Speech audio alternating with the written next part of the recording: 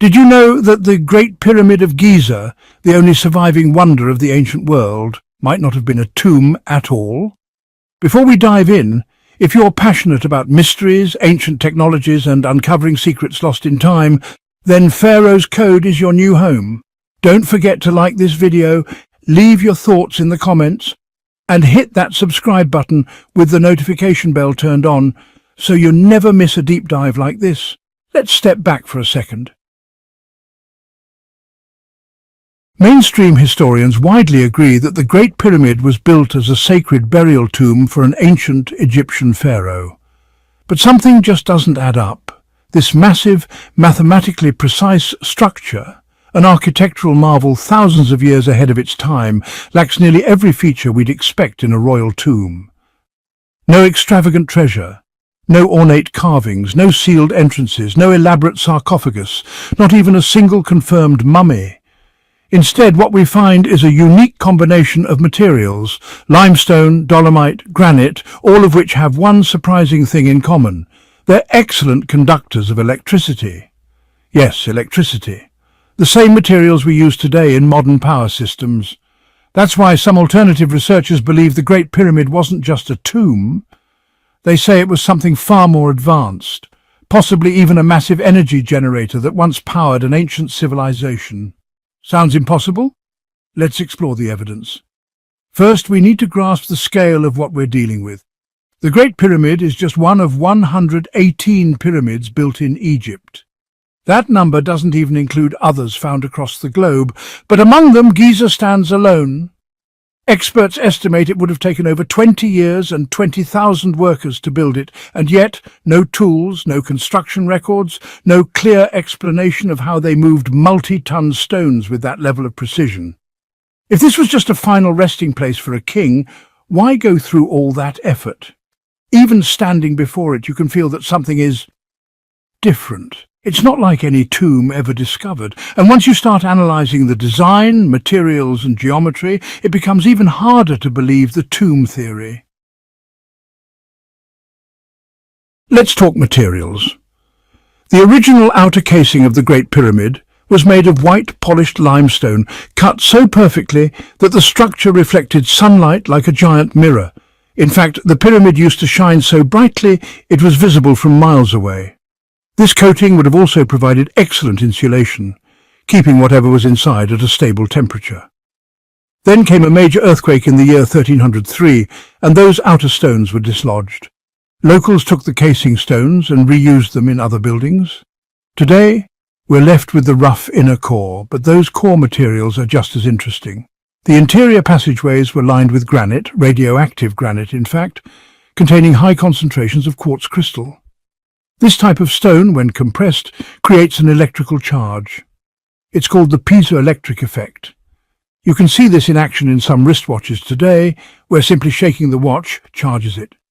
The combination of dolomite, granite and limestone inside the pyramid would have created ideal conditions for conducting, generating and possibly storing electrical energy. And then there's the mortar. 500,000 tons of what's often called ancient supermortar were used in the pyramid's construction. It's so strong it's more durable than the stones themselves. Modern scientists still haven't fully replicated it. But here's the twist. It's also incredibly resistant to pressure. Exactly the kind of material you'd use in a structure designed to contain and direct high-energy forces.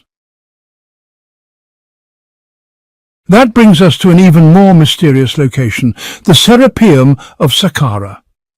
Located northwest of the Great Pyramid, this underground complex houses 20 massive granite boxes, each weighing up to 100 tons. Egyptologists say they were sarcophagi for sacred bulls, but again no remains have ever been found inside. What we do find are stone boxes carved with astonishing precision, flat to within a fraction of an inch, almost machine-level accuracy. To an electrical engineer, those aren't coffins. They're energy storage units, capacitors, and they were built from single pieces of conductive granite with no breaks in their surfaces. Any flaw would interrupt a magnetic field. In other words, if they were meant to hold electricity, they were designed perfectly for the job. Now, let's pivot to something discovered far from Egypt, an ancient artifact found in modern-day Iraq in 1934. It's called the Baghdad Battery. Imagine a ceramic pot, a copper tube and an iron rod. When filled with an acidic liquid like grape juice or lemon juice, it produces electricity. This artifact is over 2,000 years old. Some skeptics, well, they call it coincidence. Others say it's proof that ancient civilizations knew how to harness and generate electrical current. TV shows like Mythbusters have actually replicated the device, generating nearly 4 volts of power, enough to shock modern assumptions.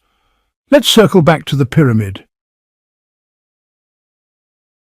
In 1993, a hidden chamber was discovered inside the Great Pyramid called the Queen's Chamber.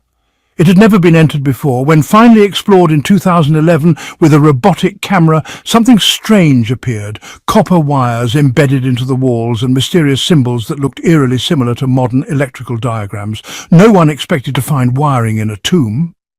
And that's not all. Archaeologists found an ancient granite sarcophagus with a clean crack down the side. At first it looked like a manufacturing defect, but upon closer inspection the damage seems to have been the reason it was discarded. If these granite boxes were indeed meant to channel or store energy, a single crack would disrupt the magnetic field, rendering the entire device useless. And where exactly is the Great Pyramid built? On top of powerful underground water systems, the ancient Nile used to run right alongside the pyramid complex. Flowing water creates movement, movement creates pressure, and pressure, especially under quartz-heavy rock, generates electrical energy. Combine that with piezoelectric materials and you've got a primitive but potentially functional energy generator. Add in the pyramid's shape, which aligns perfectly with true north and other star systems, and its positioning directly over the intersection of strong electromagnetic energy fields on Earth. And you begin to wonder, was this structure designed to transmit power? Could it have broadcasted energy through the air, wirelessly? It's not as crazy as it sounds. Back in the late 1800s, Nikola Tesla built a tower out in Colorado Springs, and later on in New York, trying to do just that. Send electricity wirelessly through the atmosphere. He claimed he'd lit up bulbs from over a mile away and all that without any wires at all. He even went so far as to patent a design for a global wireless power network, harnessing Earth's own electromagnetic field. Tesla believed there was this layer of the atmosphere, just over 3,000 feet high, that could conduct high-frequency electricity. And well, he had the formulas to prove it. His ideas were bold, maybe too bold for his time, his lab mysteriously destroyed, his documents confiscated, and not long after he passed, the government shut down his work, saying it was a national security risk. So what if the ancient Egyptians, or whoever built the Great Pyramid, figured it out thousands of years before Tesla ever did? Could the pyramid's apex, now missing, have been made of gold, a highly conductive material? If so, it might have acted just like the top of Tesla's tower, amplifying energy and sending it out into the ionosphere. And maybe, just maybe, the obelisks you see scattered all across Egypt, many of them topped with quartz, weren't monuments at all, but ancient receivers. On the walls of the Temple of Dendera, we see these depictions of what looks uncannily like electric light bulbs, big tubes with filaments, powered by what appears to be some kind of energy source. In another image, there's serpents flowing through these devices, watched over by priests and strange, reptilian-looking figures. Is this ancient mythology, or a warning, perhaps? So many questions, so few answers.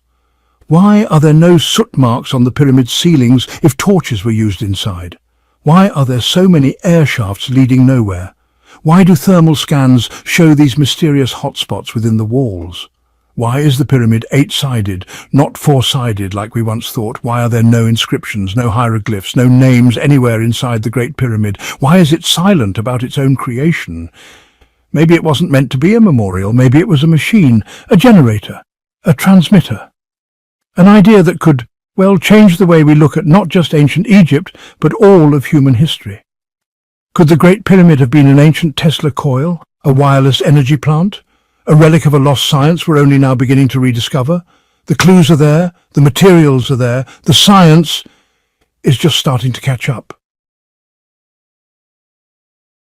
Thanks for joining us today on Pharaoh's Code.